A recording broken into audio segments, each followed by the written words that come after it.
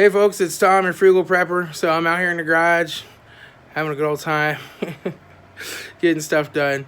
So I cleaned up the garage a little bit. I got a little more room here now, and I wanted to show you how I rigged up my underhood light and I kind of made my own. And then I'll show you some new lights I got too that are really affordable and seem to work great.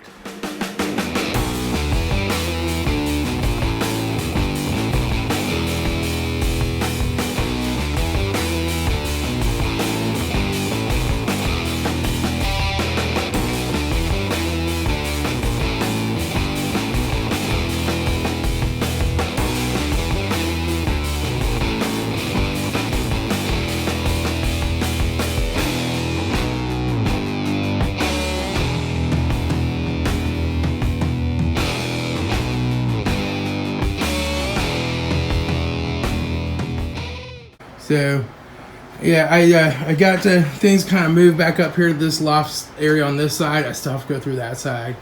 But I got things real organized and got a lot of stuff up off the floor. Have more room. I got the water drained and changed the oil in my air compressor yesterday. Got that serviced, so I'm happy with that. It does have a bit of an oil leak, but I just keep topping her off and wipe the old oil away with a towel. So I did this. I'll put a link to this bracket.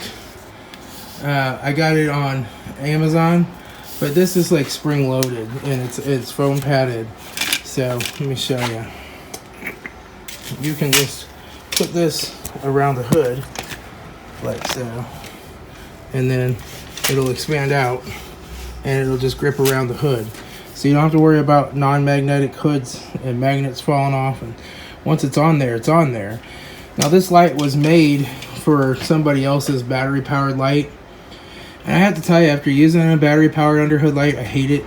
I mean, it might be handy if you're mobile. But this little LED light does not take much power. If I decide to use it mobile, I'll plug it into my inverter and it'll be just fine. And this is just a little cheapy single strip LED light from Rural King.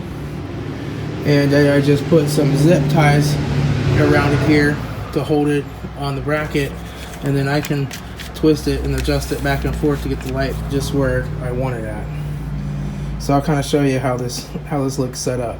So here she is, and as you can see, it won't stretch quite the length. It's about an inch short for this big old Yukon Denali hood, but you can just kind of put it on an angle. It's on over there. Just kind of ran it up to the front here. You could also do it from the bottom to the top. And you can see it gives me lots of nice light out here at night to see exactly what I'm doing. Got my little power switch there. So that works out really well. I'll put a link to where I got that bracket. And actually, I think I might have already put it in my Amazon store, but I'll also put a link down below the video here. But that's actually just worked out really well. Like, I'm super happy with it. I don't have to worry about batteries going dead and all that kind of crap and chargers, and I can leave that going all day long if I'm doing a big job. So I've used that quite a bit, and I'm super happy with how it turned out. So another thing that I recently got over here is these lights, and I think I got these on eBay or Amazon. I'll put a link to them down below, but these are kind of like the Harbor Freight lights, but they articulate here, they will rotate here, and then they have the other style Astro magnet mount on them. They're micro USB charged, and straight off the boat from China. I think they're like $7 or $8 a piece. It's even got a label that says tear up invalid, so I guess they want you to tear them up. I don't know. But that's a nice compliment. They've been raising the price on those Braun lights, and I like them and all, but I actually think I like these better because I can get it at more weird angles with the way it's all set up. I can come down here and be like, oh, I gotta bend it this way and then this way and then down here, and I can get at all them strange little angles. So those have worked out really handy. I think that's what I'll be buying. This one just got soaked with brake fluid because I just did a oil change and a power bleed on all the brake fluid on that guy. I did a caliper on it a while back, and I didn't have a power bleeder then, and I bled it what I thought was pretty good with the old pump and hold technique, but it still was throwing a brake light every once in a while, saying service brake soon. And after the power bleed, I did see some bubbles come out on the passenger caliper, but nothing on the driver's caliper, which was the one I replaced, even though I bled it all the way around. And I bled it a lot because I wanted to get good clean fluid through it.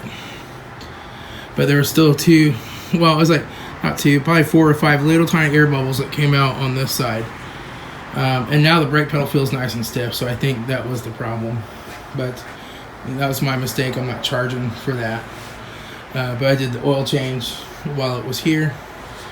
But anyway, I got this thing just like covered in brake fluid. It didn't eat it up or mess with the rubber or anything. And usually that's the test: brake fluid and brake clean. So anyway, that's what's going on around here. I got the throttle cable on this guy. It had a bad oil leak. Like this, all this oil driver, that was a big giant oil spot. Like it would leak all of its oil in a few days. And so I found 2 little 8mm bolts clear down in here that were real loose. I tightened it up, and that's all it's leaked now in 2 days. So I think that's livable for the owner. It runs. I'm not going to start it because it's loud because the exhaust's broken. And the engine ground was bad, so I repaired that. And these wires were just twisted together and falling apart, so I put a butt connector, heat shrunk it, put some liquid electric tape on it. Just a few extra little things to try to make it more reliable for them. And they'll have something to ride. That should be out of my way tomorrow. And then I'm going to work probably tomorrow on getting this guy all serviced and going for Oh How Happy Gardener. I'll put a link to his channel somewhere. But he lent that to me, and I got to get the carburetor cleaned and stuff on it and get it all fixed. But I kind of want to get it done because I need it out of my way too. That way I can pull cars more than halfway in the garage here. But busy time. I did a Jeep thermostat. Got a timing belt coming up on a Honda 3.5, and I got a quote out on a Nissan timing chain, but I don't know if I'll get that. So all kinds of fun stuff. I got another Jeep that they want a head gasket done on, but they haven't called back yet, so I don't know if I'm getting that job or not. I thought I was doing that this weekend. So sometimes they just kind of, it's Christmas time. People don't have the money. All right, I'll talk to y'all later. It's Tom, Frugal Prepper. Be happy, be frugal.